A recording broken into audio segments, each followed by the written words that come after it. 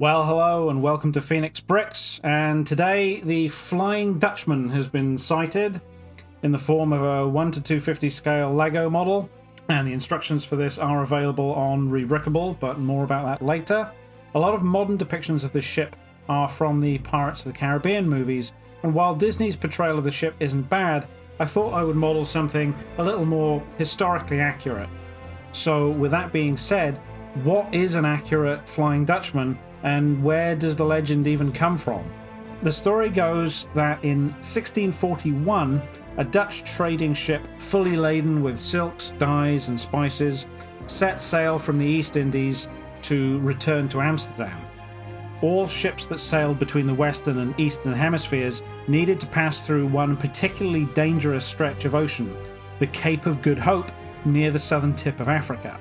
This is an area known for unpredictable weather, conflicting ocean and wind currents, and numerous rocky outcrops near the coast. It was originally named the Cape of Storms by Portuguese explorer Bartolomeu Dias.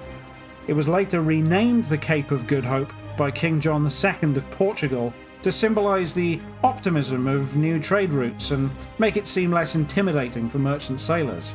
But the rebranding didn't make it any safer, and the Cape has wrecked more than 1,000 ships and remains difficult to navigate even today. One of the reasons the Suez Canal was built in 1869 was to avoid sailing this route. So, the Flying Dutchman sailed towards the Cape, but the crew spotted a storm brewing ahead and begged the captain to make for port and wait for calmer weather. But the captain was arrogant and determined to keep sailing into the storm.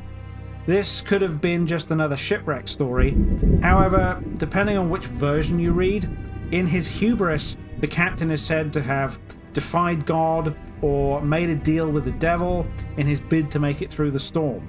And as a result, the ship was cursed to sail the stormy waters of the Cape until doomsday. Now, this tale varies a lot through time, and the captain's name is disputed, and there's no records of a Dutch trading ship actually called the Flying Dutchman. So it's just an old sailor's tale, right? A warning against pride in the face of danger. The problem is, despite the questionable origins of the story, the legend persists because there are so many sightings of this ghost ship. The legend has been passed down from the 17th century, but most of the documented sightings come from the 19th century, the most cogent account being from 1881 in the memoirs of the Duke of York, who would later be King George V of Britain. At this time he was aboard HMS Bacchant, serving as a midshipman. Here he is. I'll try to do my best 19th century nobleman accent here. At 4 a.m. the Flying Dutchman crossed our bows, a strange red light as of a phantom ship all aglow, in the midst of which light the masts, spars and sails of a brig 20 yards distant stood out in strong relief as she came up on the port bow.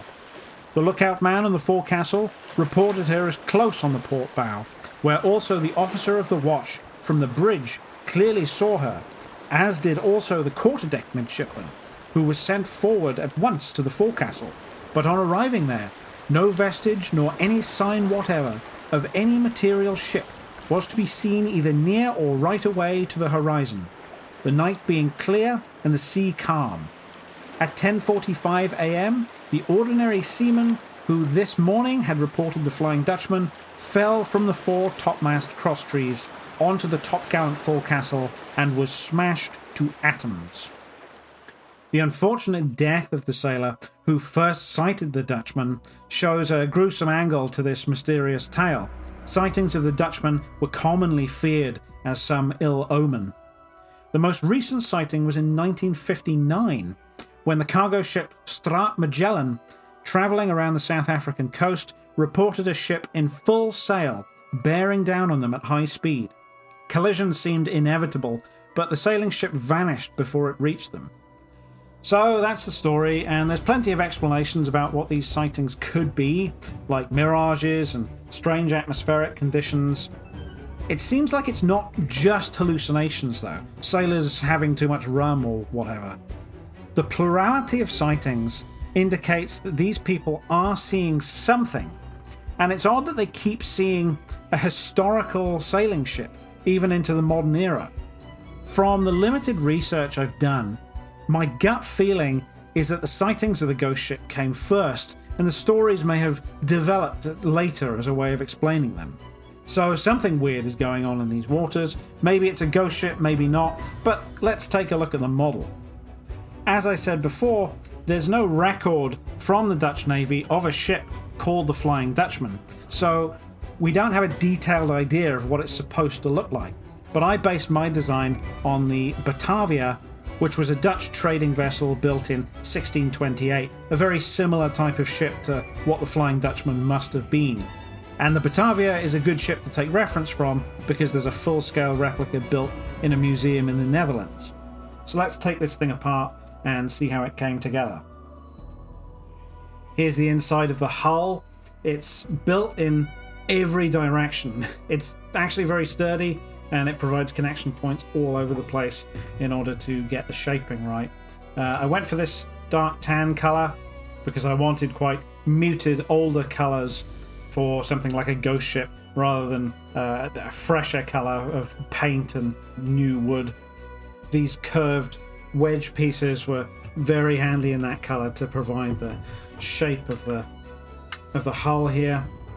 All comes together very neatly, and I put in the Dutch flag colors, the red, white and blue of the Dutch flag as a bit of an Easter egg inside.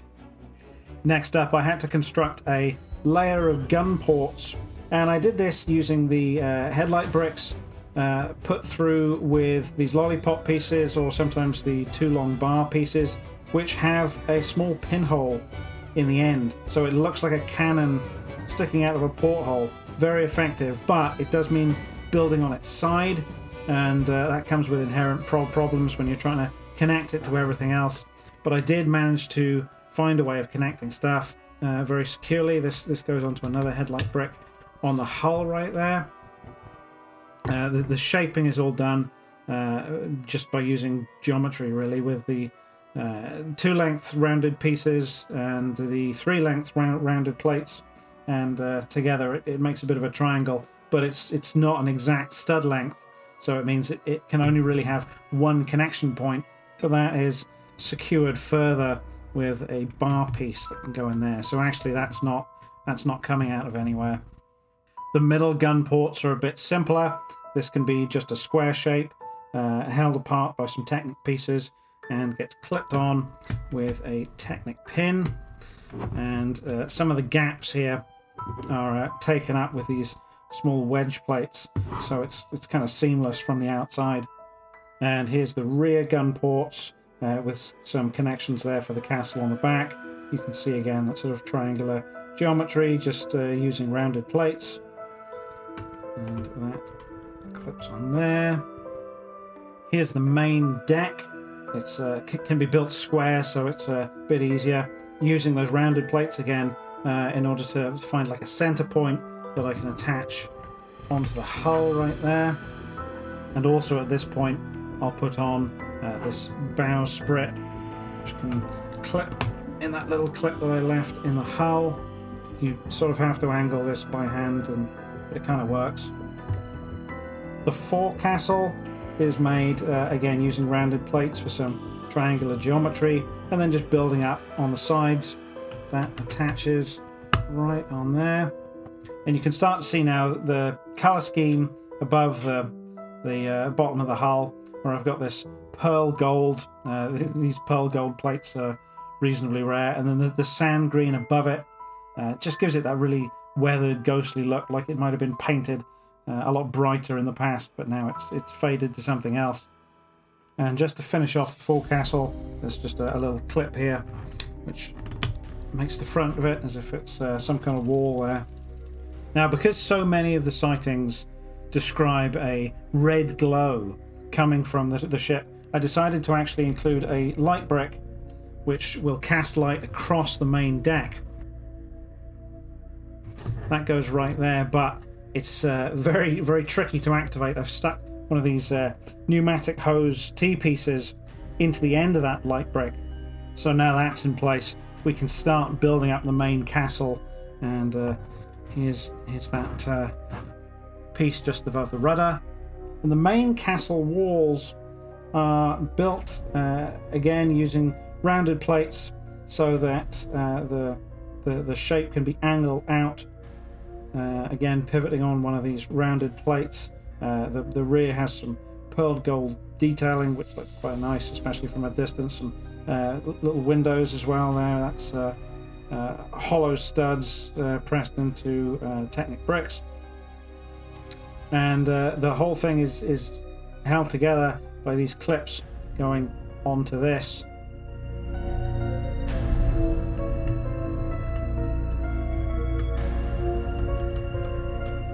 Bit tricky to do, but there it is. The light brick is operated by pressing on the back window, which has a droid arm connection there to that pneumatic T-piece.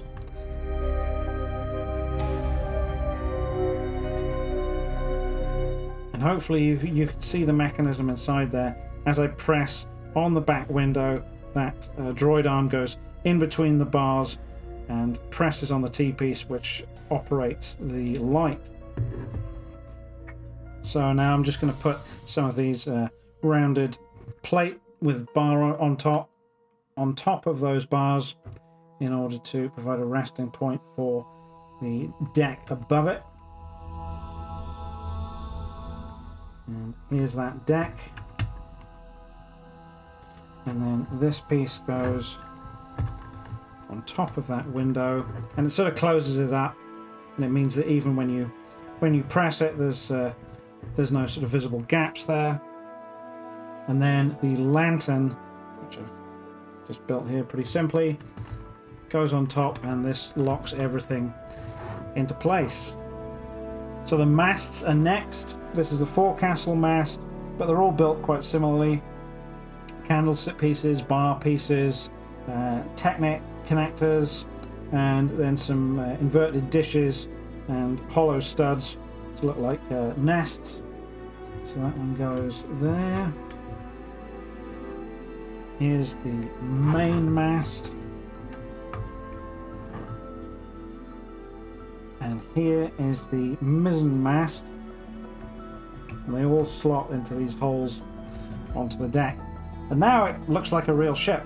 You could leave it like this if you wanted the look of a ship in dock or something. But this is the Flying Dutchman, so it doesn't go into dock because it's cursed to sail forever. So we have to put some sails on it. The sails are all built from tan pieces to get that aged, weathered look. Try to build them as thin as possible, using a lot of these curved wedge pieces in tan. That comes in very useful. The fronts look really good. The back, well, I mean, it looks like Lego. If I try to make the back smooth, then the sails would be a lot thicker, and then that would look wrong. So, yeah, I mean, it is what it is. But from the front, it looks absolutely fantastic, like a ship in full sail.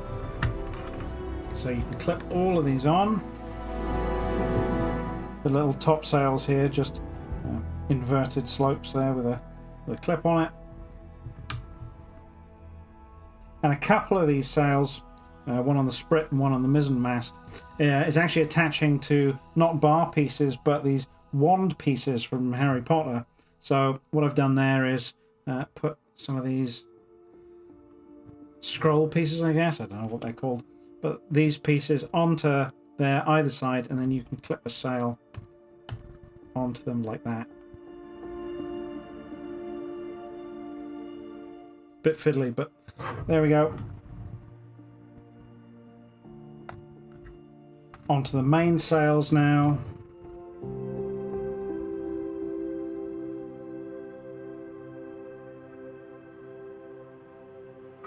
The lantine sails that go on this angled rig here, they're more for sailing into the wind, and so I chose to have these modelled as if they were folded up, because I think this ship looks like it's sailing with a full wind behind it. Doesn't need the lantine sail. And the mizzen mast again uses this technique to attach to the wand pieces. So there you go. She's now in full sail. Again, the back looks, you know, a little janky. I do like the way the forecastle looks with all the detailing there. But a ship needs some water to sail in. So let's take a look at the base that I made, which I have right here. The ends are built sideways so I can get this nice little subtle curve in.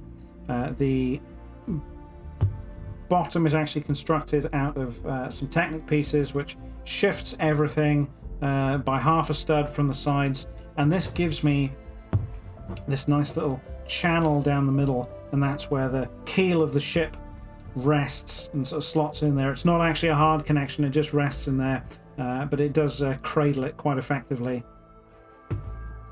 The surface of the water is done using dark blue plates underneath, and then transparent blue pieces, sometimes plates, sometimes tiles, just give it a bit of extra texture.